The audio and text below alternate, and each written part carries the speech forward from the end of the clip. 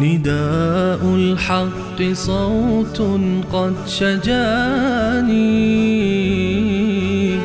وبلغني الحقيقة والأماني وكان لي السبيل إلى المعالي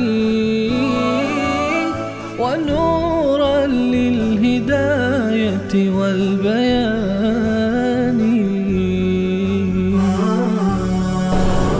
أعوذ بالله من الشيطان الرجيم. بسم الله الرحمن الرحیم. حال در سوره مبارکه نوح که این سوره را الله عزوجل به نام این پیامبر اولوالعزم مسما کرده، در این میخوانیم به روایت از نوح که نوح هم در رابطه با همین موضوعی که محمد رسول الله صلی الله علیه وسلم درگیر است با قومش، نوح چه خون جگری خورد. سبحان الله.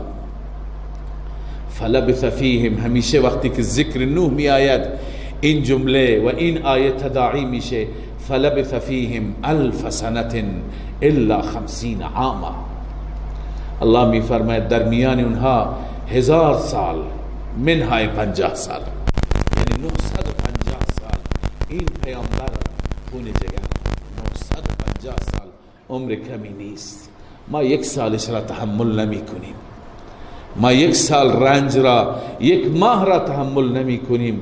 الله عزوجل به اون جگر پیغمبرانه ای داده بود. 950 سال چه رنجی تو این سوره ببینید، چه جوابی میبینه، چه خیرخواهی میکنه، چه پاسخی و چه مسخره ای از قوم دریافت میکنه.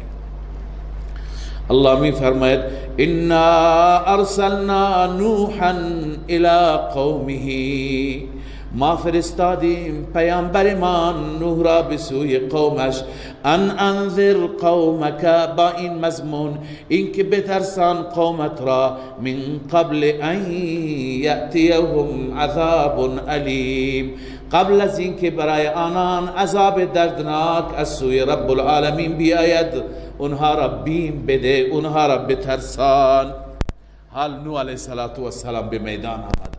قال یا قوم، ای قوم من، انی لکم نذیر مبین، من از طرف الله برای شما ترساننده آشکاری هستم، نذیر هستم، ترساننده هستم، منذرم.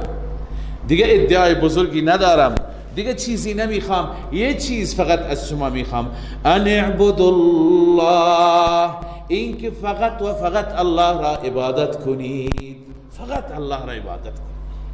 همه مشرکان خدا را عبادت میکردند، اما فقط خدا را عبادت نمیکردند. هم خدا پرست بودند، هم چیزهای دیگه میپرستیدند. همین مشرکین مکه خدا را قبول داشتند، حتی در بعض مواقع سخت که ما خواندیم اونها به غیر از خدا اصلا خدایان خودشون را صدا نمی زدند. اما اشکال این بود که هم خدا و هم غیر خدا. پیامبران گفتن نه، فقط خدا، لا اله الا انا فاعبدون، به غیر از من الله هیچ کسی معبود نیست، فقط مرا عبادت کنید. ان اعبدوا الله، فقط الله را پرستش بکنید. واتقوا، از او بترسید، از شرک، کفر، خرافات، گناه، معصیت دوری بکنید، از او بترسید. و اطیعون، من پیامبر را اطاعت کنید. یکی توحیده، یکی رسالت، و قیامت جلوتر میاد. این ستاره اگر انسان داشته باشه انشاءالله نجات مییابد. مبدأ معاد، توحید، قیامت و رسالت پیغمبر. یغفر لكم من ذنوبكم ويؤخركم الى اجل مسمى. الله شما را می بخشاید من ذنوبکم، این من اضافه هست اینجا، گناهان شما را می بخشد. و یؤخرکم الى اجل مسمى، و در دنیا عذابتون نمیده، مؤخر می کند شما را به مدت دیگر، الى اجل بلا عقوبه، بدون اینکه عذاب بیاوره، یه اجل دیگری که میعاد شماست، مرگ طبیعی شماست، اون وقت شما را از بین میبره، با عذاب شما را نمیبره. ان اجل الله اذا جاء لا یؤخر، دیگه از مرگ گریزی نیست. اینطور نیست که بگی مرگ هم برای شما نمیاد، نه، مرگ میاد. ان اجل الله اذا جاء لا یؤخر، اون میعاد الهی هر وقتی که بیاد اون تأخیر نمیشه، اون سر وقتش میاد. پیغمبر باشه هم برایش میاد، اولیاء باشه هم برایش میاد. لو کنتم تعلمون، کاش شما میدانستید ای قوم. خلاصه نوح علیه السلام قوم را دعوت داد، حال برای الله حکایت میکنه، پیش خدا مناجات میکنه، دربار الله شکایت میکنه. قال رب انی دعوت قومی لیلا و نهارا، گفت بار الها من دعوت دادم قومم را شب و روز. این تعمیم اوقات است، شب و روز، وقت نشناختم، هر وقتی که برای میسر شد دعوت دادم. اما اناد قوم را ببین، فلم یزدهم دعائی الا فرارا، دعای من، دعوت من در اونها نیفزود مگر فرار را. فرار میکردند از من، تنفر داشتند، میگریختند از پیش من. بیان فرار، چگونه فرار میکردند؟ و انی کلما دعوتهم، همانا من هرگاه که آنها را دعوت دادم. چرا دعوت میدادی؟ لتغفر لهم، تا اونها را ببخشید. هدف پیامبران از دعوت اینه که قوم به مغفرت خدا بیاد، بخشیده بشه. اما قوم معاند چیکار میکرد؟ جعلوا اصابعهم فی آذانهم، آنها قرار میدادند دستهای خودشان را در گوشهای خودشان. واستغشوا ثيابهم، و خودشان را می پوشانیدن به وسیله لباسهایشون، لباسی چادری بر چهره می انداختند. و اصروا، و بر کفر و شرک اصرار می ورزیدند. و استکبروا، و تکبر می کردن، استکبارا، تکبر بزرگی. هرگز آماده نبودند که دعوت من را بشنوند. لذا خدایا من هر کار کردم، اینها گوش به حرف من ندادند. ثم انی دعوتهم جهارا، اونجا تعمیم اوقات بود، اینجا تعمیم کیفیات، یعنی انواع روش های دعوت را بکار بردم. به قول ماها دعوت عمومی، دعوت انفرادی، دعوت خصوصی، علنی، همه نوع دعوت ها. ثم انی دعوتهم جهارا، این کیفیت دعوت است. بار الها، سپس من اونها را علنی دعوت دادم. چگونه علنی؟ که معلنی فرستادم اعلان کنن، یک جا جمع بشن. ثم انی اعلنت لهم و اسررت لهم اصرارا. یکی اینه که علنی، که برای اونها یک جای اونها را جمع بکنم. یکی اینه که جهارا، یعنی مخفیانه، نه همه میدیدن فلانی را داره دعوت میده. ثم انی اعلنت، و بعدا به صورت دست جمعی دعوت دادم. سه روش اینجا گفته، یکی انفرادی اما علنیش، دوم علنی اجتماعی، همه را یک جا جمع کردم، مردم جمع شید، همه جمع شدند. ثم انی اعلنت لهم، اعلام کردم برای اونها مطلب را، توحید را برای همه اعلام کردم در جمع. و بعد خصوصی هم رفتم خونه هایشون به صورت مخفیانه، تنهایی، دو به دو، سینه به سینه. و اسررت لهم اسرارا، من مخفیانه هم برای اونها بیان کردم، اسرارا مخفی بیان کردنی. اما چی دعوت میدادی؟ الله عزوجل بخشی از دعوت نوح را برای ما نقل کرده. فقلت استغفروا ربکم، من به آنان گفتم ای قوم استغفروا ربکم، از ربتان مغفرت بطلبید، از شرک برگردید، از شرک توبه بکنید و برای شرک گذشته تون از رب معذرت خواهی بکنید، استغفار بخوانید. اگر شما واقعا مغفرت خواستید، انه کان غفارا، بدون شک الله غفار است، بخشاینده است. بعضی از علما گفتند استغفار،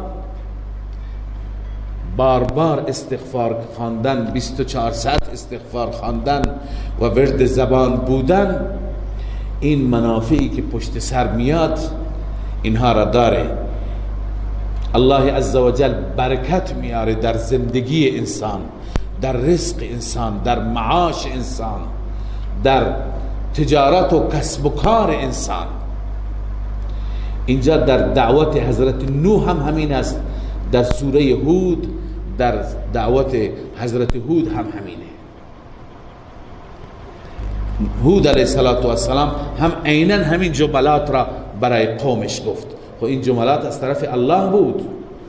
الله هم که برای من و شما اینا را نقل میکنه به یک هدفی، به خاطر اینکه ما از این دعوت انبیاء الگو برداری بکنیم، ما اینها را در زندگی خودمون پیاده بکنیم. ذا الله می فرماید انه کان غفارا، این نتیجه اخرویه. چی هست؟ استغفار. اگر استغفار خواندی در قیامت خدا تو را می بخشد. یرسل السماء، این نتیجه دنیویه. هم این استغفار منافعی دارد برایت در آخرت و هم در دنیا. در دنیا چیه؟ یرسل السماء علیکم مدرارا، می فرستد آسمان را بر شما ریزان، یعنی آسمان جاری میشه، باران ها جاری میشه، پیا پی باران می آید. و یمددکم به اموال و بنین، و شما را نصرت می فرماید، امداد می فرماید، می افزاید در مال و اولاد شما. و یجعل لکم جنات، و قرار می دهد برای شما باغاتی، یعنی هر نوع آبادی و سرسبزی و شادابی. و یجعل لکم انهارا، و قرار می دهد برای شما نهرهایی، نهرها و جویبارها و قناتها و چشمها همه جاری می شوند، همه آبادی میاد، هم مور و ملخ شاد میشه، هم حیوانات خوشحال میشن، هم شما به نوایی میرسید. ذا الله می فرماید اینها برکات استغفارند که انسان واقعا استغفار بخواند و دیگه گناه نکند، معصیت نکند. تنها این ورد هم مد نظر نیست. بعضی ها فکر میکنن فقط این اذکار و این اوراد، گرچه این اوراد هم غنیمتن، اینها هم یه وقتی تأثیرات خودشون را میکنن، ولی بعضی فکر میکنن هر چی میکنن بکنند، فقط بر لب استغفار باشد. نه، اونطور نه. توبه بر لب، سبحه بر کف، دل پر از ذوق گناه. توبه بر لب باشه و تسبیح بر کف باشه، اما در دل گناه موج میزند، میگه فلان کار میکنم، فلان کار، انواع معصیت ها. توبه بر لب، سبحه بر کف، دل پر از ذوق گناه، معصیت را خنده می آید از استغفار ما. این استغفار همون معصیت هم بهش میخنده. این چه استغفاری؟ لذا استغفاری مطلوبه که همراه با ترک گناه باشه، همراه با رجوع الله باشد. این استغفار این منافع و این فواید را دارد. ما لکم لا ترجون لله وقارا، ای قوم چرا شما امید ندارید؟ لا ترجون، مفسرین گفتن به معنی لا تعتقدون، شما اعتقاد ندارید برای خداوند وقار را، یعنی عظمت را. چرا برای خدا قائل به عظمت نیستید؟ اعتقاد به عظمت خدا ندارید. چون انسان اعتقاد به عظمت داشته باشه فقط او را پرستش میکند، غیر از او کسی را پرستش نمی کند. اما وقتی خدا را بسیار معمولی در حد بندگانش بداند، هم بندگان را فریاد میزند هم خدا را فریاد میزند. در حالی که ببینید الله عزوجل چه تنوعی در شما ایجاد فرموده. اون الله است که شما را مختلف آفریده. و قد خلقکم اطوارا، الله شما را آفریده انواع مختلف. یکی سفید پوسته، یکی سیاه پوسته، یکی سرخ پوسته، یکی یک عادتی داره، یکی یک عادتی. هر یکی الله عزوجل خصوصیاتی ویژگی هایی داده. الله هم تو را آفریده هم آفاق را. اینا دلایل عقلی هستند. الم تروا كيف خلق الله 7 سماوات طباقا، آیا نمی بینی الله چگونه آفریده 7 طبق آسمان را؟ وجعل القمر فيهن نورا وجعل الشمس سراجا، ماه را در آن قرار داد به عنوان نور که نور میده. وجعل الشمس سراجا، و خورشید را سراج قرار داد، چراغ.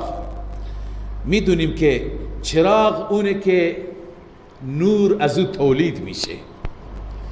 شما مثلا یه جای تاریک میشه، یک چراغ فانوسی روشن بکن، یه چراغ توری گازی روشن بکن، این چراغ که روشن میشه سراج نام همین شی هست. اما اطراف چی میشه؟ خانه روشن میشه، اطراف نور میاد. پس نور از چی گرفته میشه؟ از چراغ. همون طوری که امروز معتقدن بسیاری از دانشمندان که نور ماه از خودش نوری نداره، زمین هم از خودش نوری نداره، تمام سیارات از خودش نور ندارن. نور ماره خورشید است. اما هر یکی که خورشید بر او بتابد، اون از خورشید کاملا نور دریافت میکنه. لذا گاهی که ما میبینیم ماه نورانی هست، این خودش بنابر تحقیق دانشمندان هم و بنابر اشاره این قرآن هم این خودش نوری از خود نداره. مثل نور خانه هست که خانه در و دیوار از خودش هیچ نوع خاصیتی نورانی بودن نداره، اما وقتی که چراغ را روشن میکنی میبینی دیوار هم چی میشه؟ میدرخشه، روشن میشه. لذا علما این نوشتند که از این آیه اشاره هست به اینکه جعل الشمس سراجا اشعار بان نور القمر مستفاد من الشمس.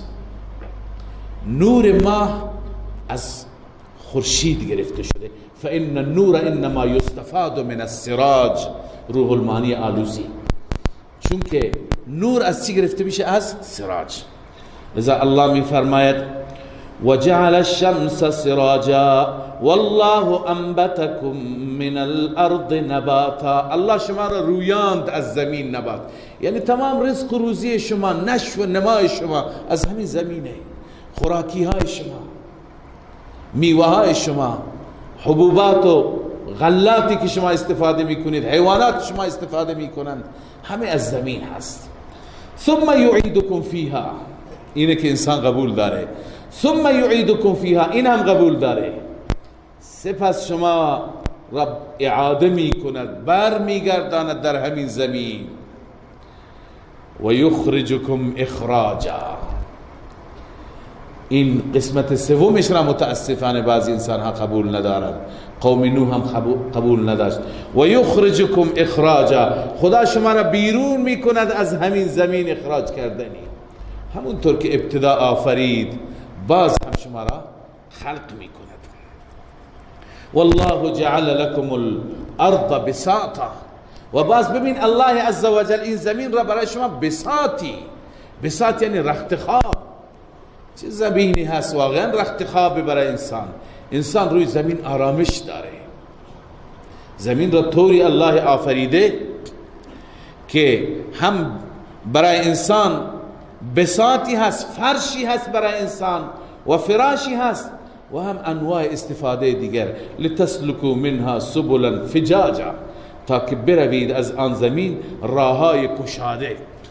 ببینید ما بخشی از این زمین را برای خودمون راه درست میکنیم، راههای 40 متری 60 متری بزرگتر کوچکتر برای خودتون راه درست میکنید. بخشی از این زمین را شما حفر میکنید و برای خودتون اونجا پایه های محکمی برای ساختمان و خونه مسکنتون درست میکنید. بخشی از این زمین را شما شخم میزنید و میشکنید و اونجا برای خودتون زراعت میکنید. انواع استفاده ها را شما از این زمین دارید. لذا اینها نعمت خدا هستند. شما از اینها باید یک درس بگیرید و اون درس رسیدن به الله هست و عبادت را اختصاص به الله دادن هست.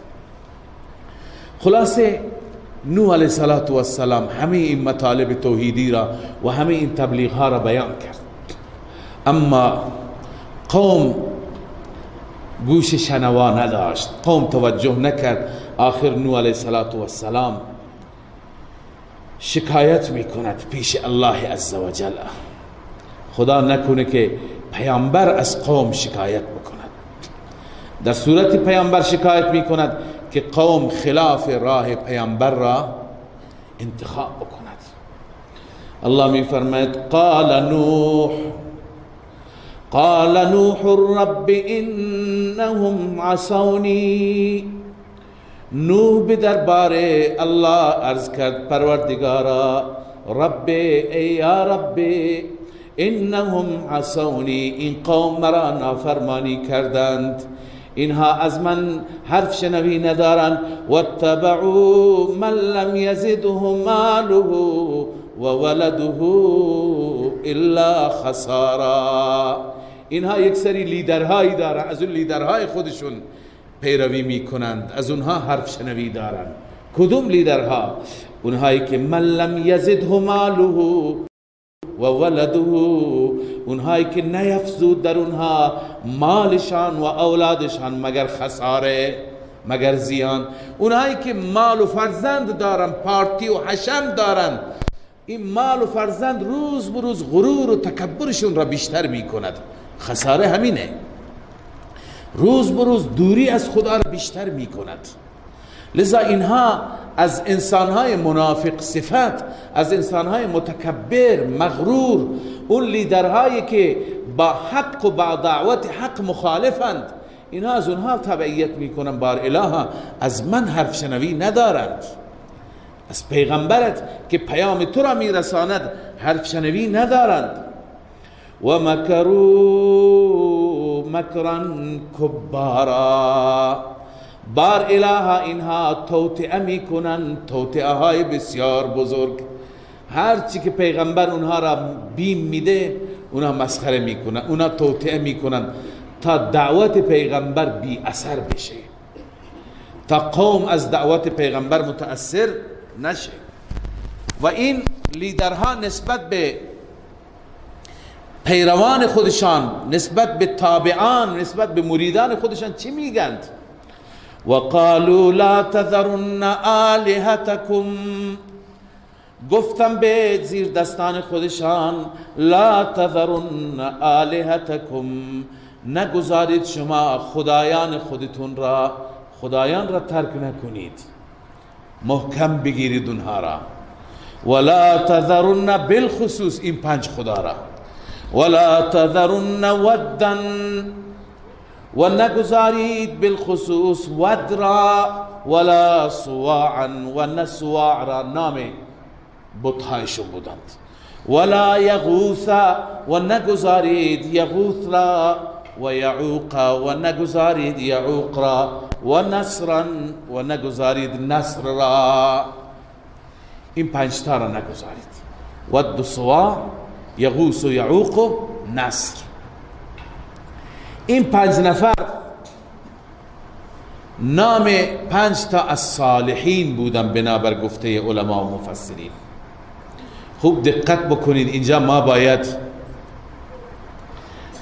بدانیم که انگیزه شرک چی بود و استارت شرک از کجا بود. این 5 نفر در واقع 5 تا از صالحین بودند، از انسانهای نیک بودند که در میان قوم بودند، هر یکی خیرخواه بودند، به مردم نفع میرساندند، مردم را تشویق به عبادت میکردند، به خدا ترسی میکردند، شب و روز خیرخواه مردم، برای مردم خدمت میکردند. مردم واقعا اینها را دوست داشتند، در قلب مردم جا داشتند. خلاصه موت راه حق است. اینها یکی بعد از دیگری دنیا را وداع گفتند، رفتند از این دنیا. اینها وقتی که رفتند، صالحین رفتند، مردم بسیار پریشان، متألم، ناراحت، شب و روز در غم اینها، در فراق اینها گریه.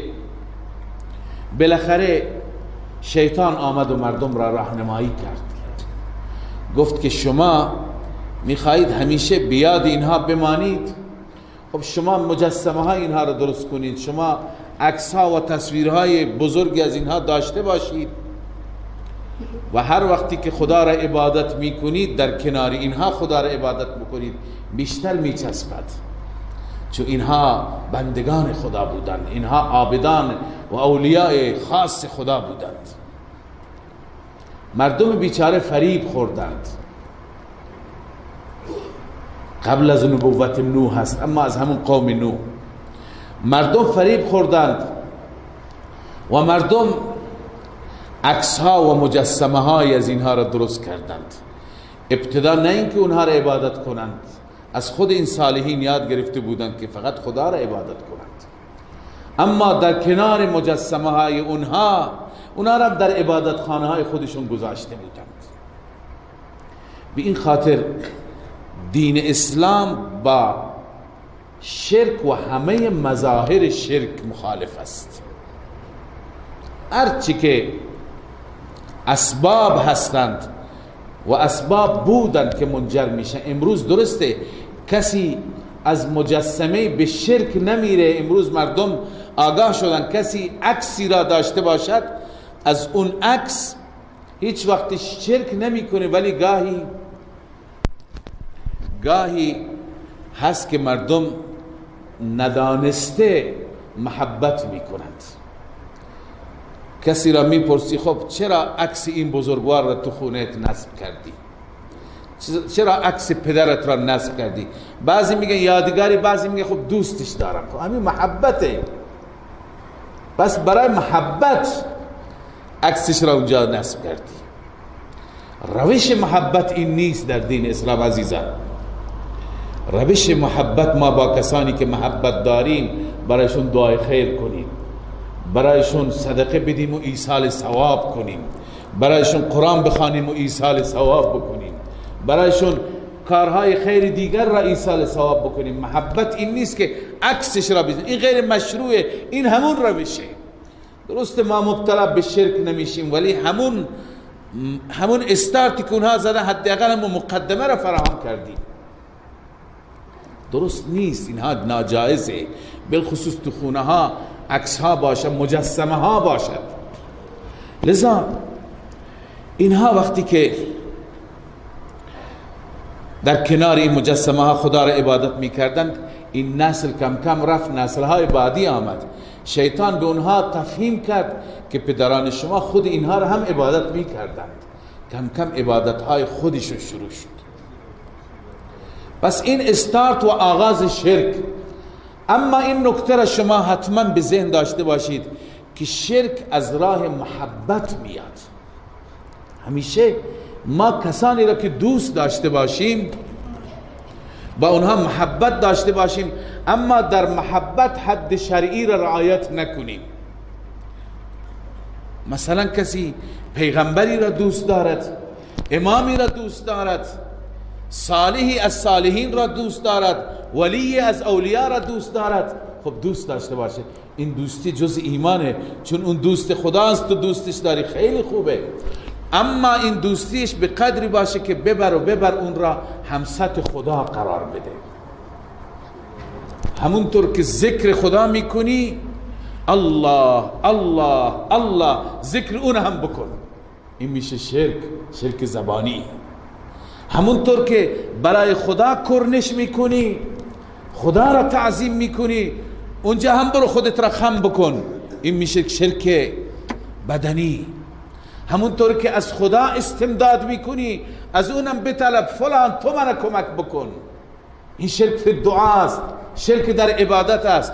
همونطور که برای خدا صدقه میدی، گوسفند میکشی، برای خدا نقل و نبات میدی، آش تقسیم میکنی، برنج خورش تقسیم میکنی برای رضای خدا، اینا قبول میشه.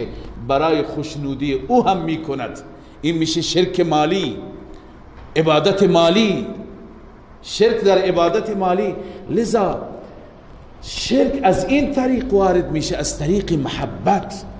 ما باید با انبیا محبت داشته باشیم، با اولیاء محبت داشته باشیم، با صحابه محبت داشته باشیم، اما هر یکی را سر جای خودشون. اسلام همین تعلیم را به ما میده. مثلا اولیاء الله اولیاء هستند، به گرد پای صحابه رسول الله نمیرسند. صحابه هستند، افضل امت هستند، از تمام اولیاء الله بهتر هستند، اما به گرد پای رسول الله نمیرسند. هر یکی جایگاه خودش را داشته باشه. رسول الله رسول خداست، پیامبر ماست، اطاعتش بر ما واجبه، محبتش بر ما واجبه. امام الانبیاء، سید اولاد آدم است، اما خدای ما نیست. او را دوست داریم، بر او صلوات میفرستیم، ولی سجدهش نمی کنیم. سجده فقط الله را می کنیم. صحابی آمد که یا رسول الله اجازه بده ما شما را احترام بذاریم. من رفتم روم، ایران، اونها بزرگان خودشون را، پادشاهان خودشون را وقتی که بیاند کرنش میکنن، سجده میکنن. رسول الله صلی الله علیه وسلم فرمود نخیر، اگر شما بعد از من شما بیایید و من نباشم و در قبر باشم، قبر مرا سجده میکنی؟ گفتن نه یا رسول الله. گفت خود من را هم سجده نکنید. سجده جایز نیست برای غیر خدا، و اگر جایز بود من به زن دستور میدادم شوهر خودش را سجده بکند. لذا رسول اکرم صلی الله علیه و سلم، اون پیامبری که کل دین را ما از طریق ایشون داریم، این تعلیمات را به ما داده. وقتی که ما اینها را میگیم، بعضی میگن اینها نسبت به رسول الله علیه بالله بی ادب. این بی ادبی نیست، این ادب، این تعلیمات خود رسول الله صلی الله علیه و سلمه. لذا عزیزان، دین به ما میگه خدا خداست به جای خود و مصطفی است به جای خود. هر یکی به جای خود، هیچ کسی را از حدش به بالاتر نبریم. امام علی، سیدنا علی ابن ابی طالب، صحابی رسول الله است، خلیفه رسول الله است، خلیفه چهارم هست. احترامش، محبتش جز ایمان، توهین به علی کفر. اما علی خدا نیست که از علی استمداد بطلبیم. استمداد را فقط و فقط از الله بطلبیم. این از توحید، این هست اون چیزی که تعلیمات انبیا هست. اینها بیچاره ها فریب خوردند، صالحین را آمدند عبادت کردند.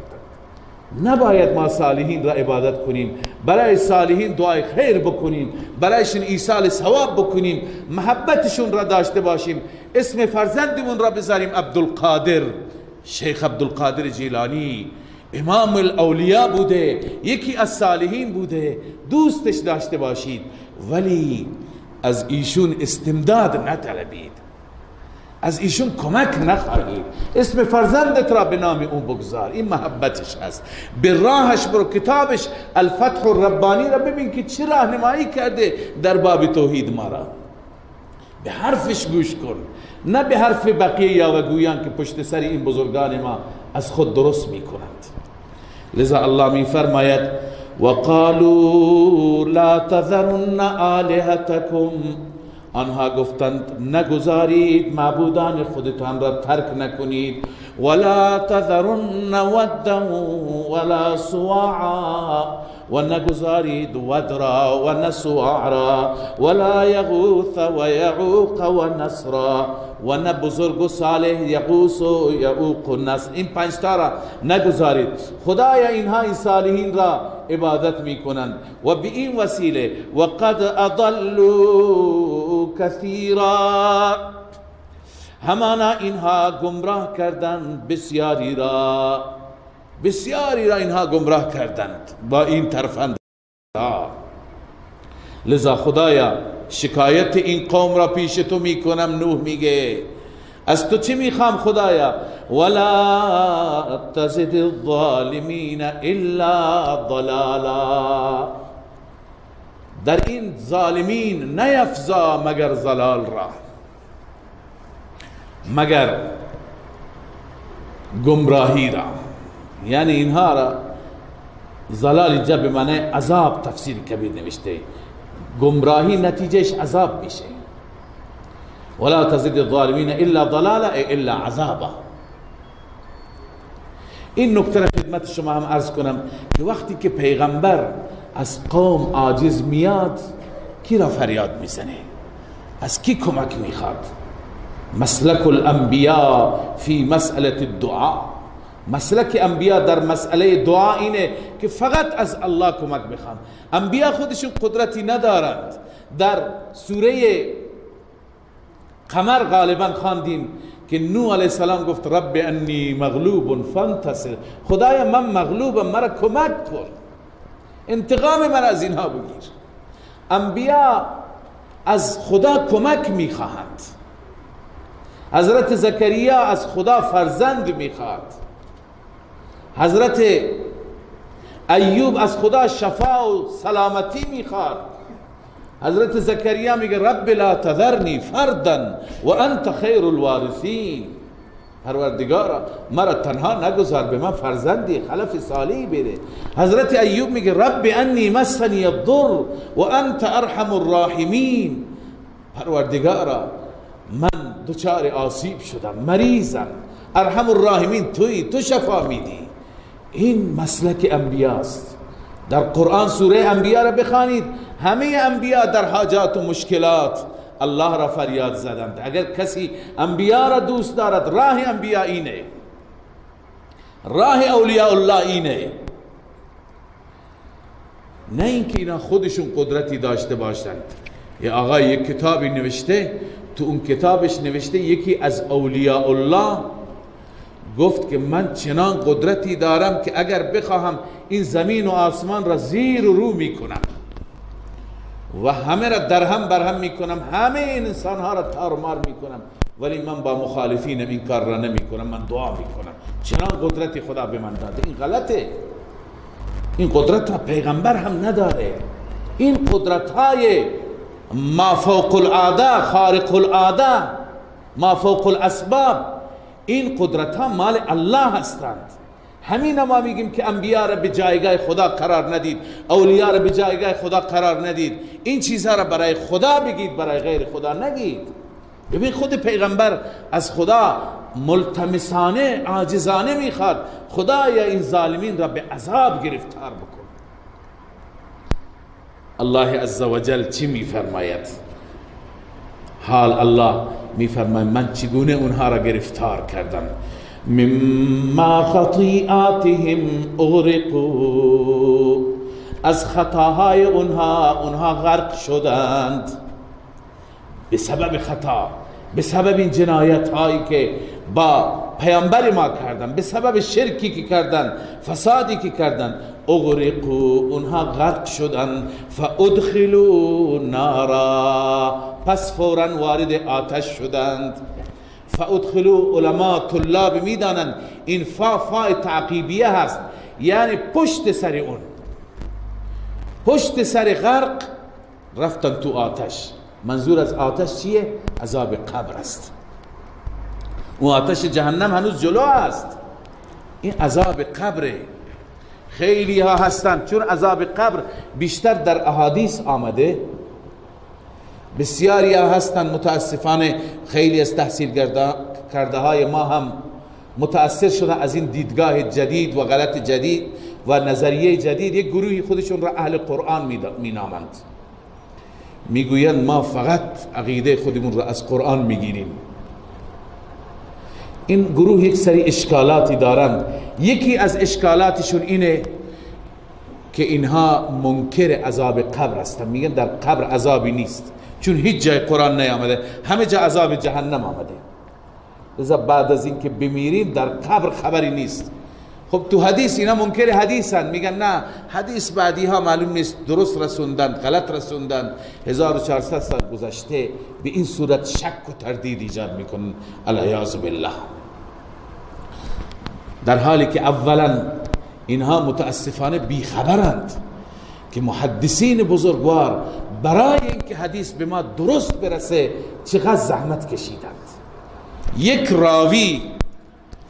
راوی شاید به ذهن شما نیاید، یک راوی که یک حدیث را روایت میکنه محدث اجازه ندارد و روایت نمیکنه تا زمانی که چندین نفر از رجال، از بزرگان، از امامان حدیث نسبت به اون راوی اظهار نظری نیک نکنن، تا زمانی که نگن کی بوده، در چه زمانی بوده، دینش، تقوایش، خدا ترسیش، علمش، حافظش به چه صورت بوده، تا زمانی که از همه اطلاعات او و بیوگرافی شخصی او مطلع نشوند حدیثش را روایت نمی کنند.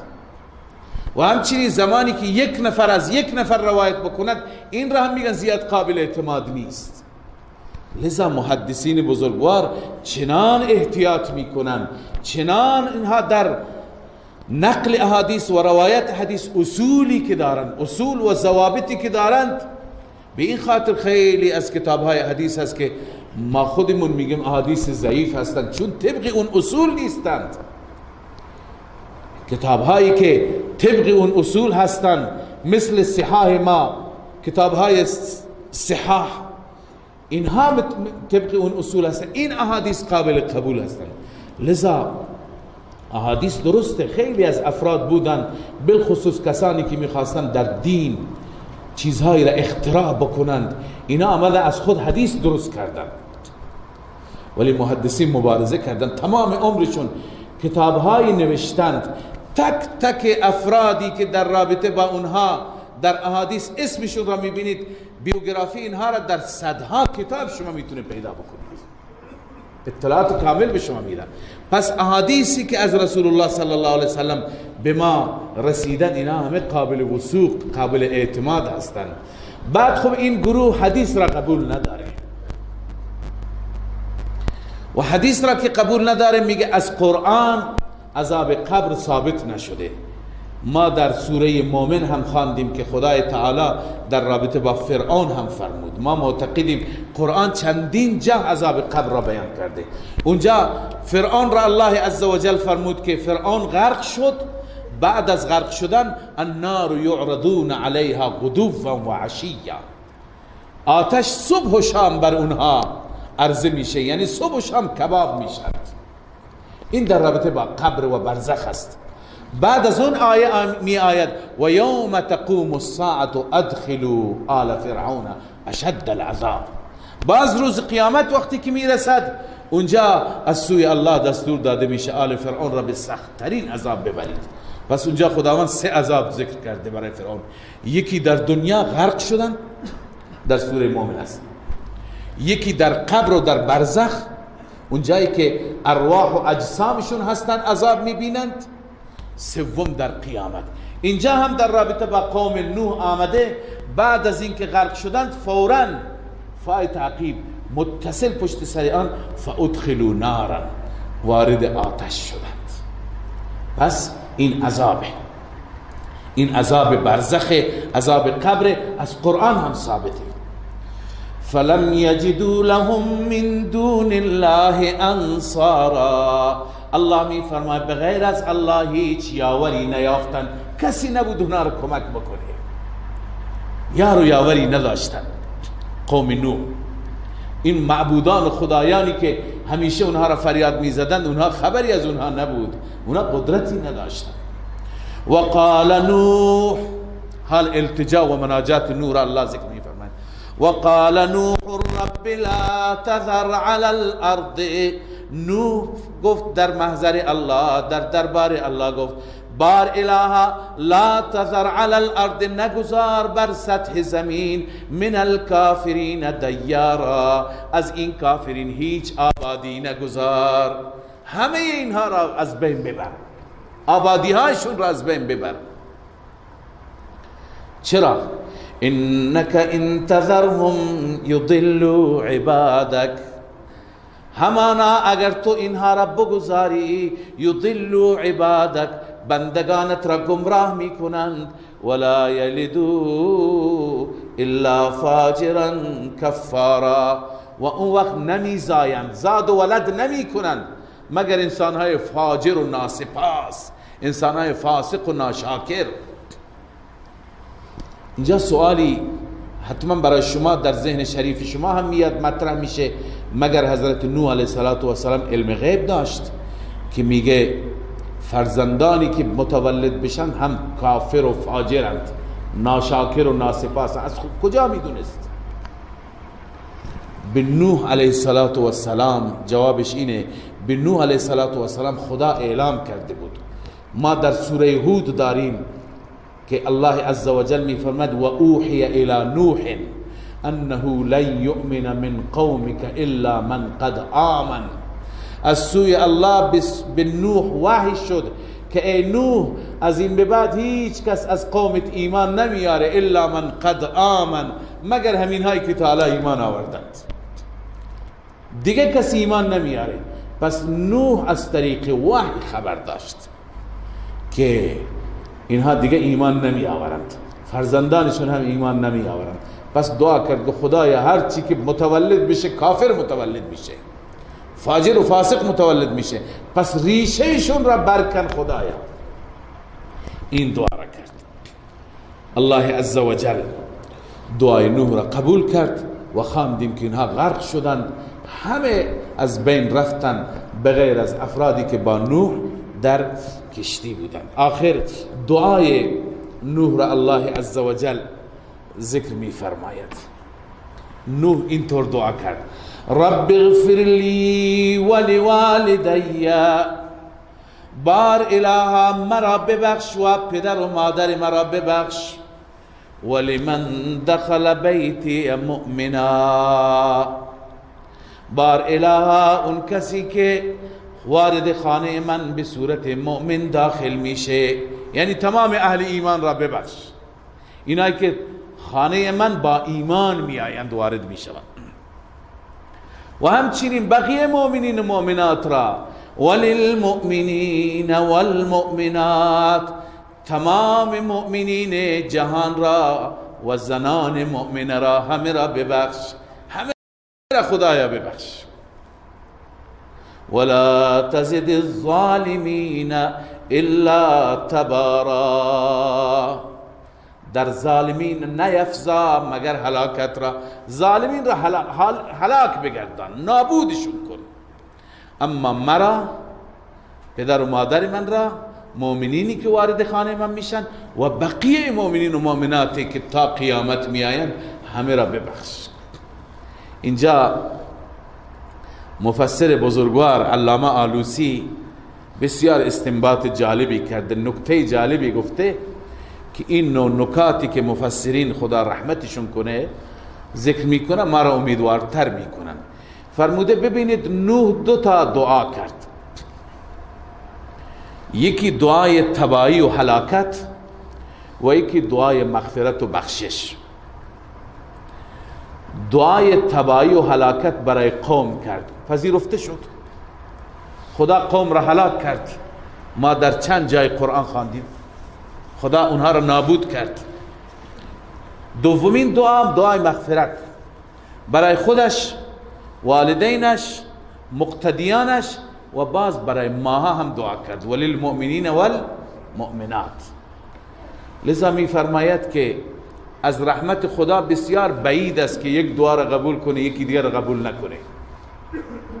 گرفتید نکته‌ای که علامه آلوسی می فرماید امکان نداره که یک دعا را قبول کنه یکی دعا دیگر را قبول نکنه دیگری را هم قبول میکنه انشاءالله. یعنی اینه که امیدوار باشیم بنابر دعای نوح و پیغمبر خود ما چقدر دعا کرده ما بخشیده میشیم.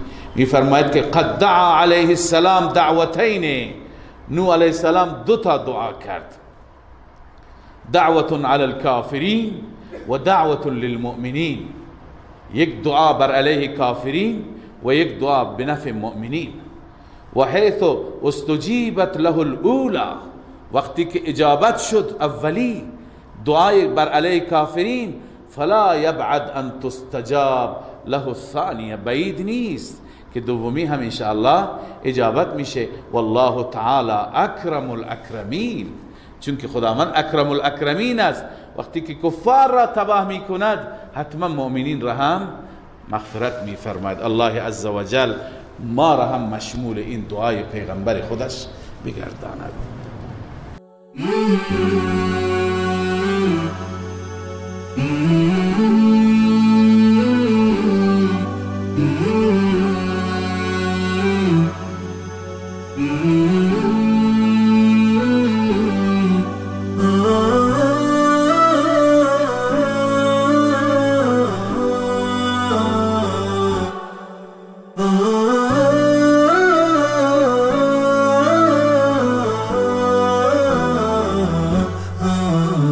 نداء الحق صوت قد شجاني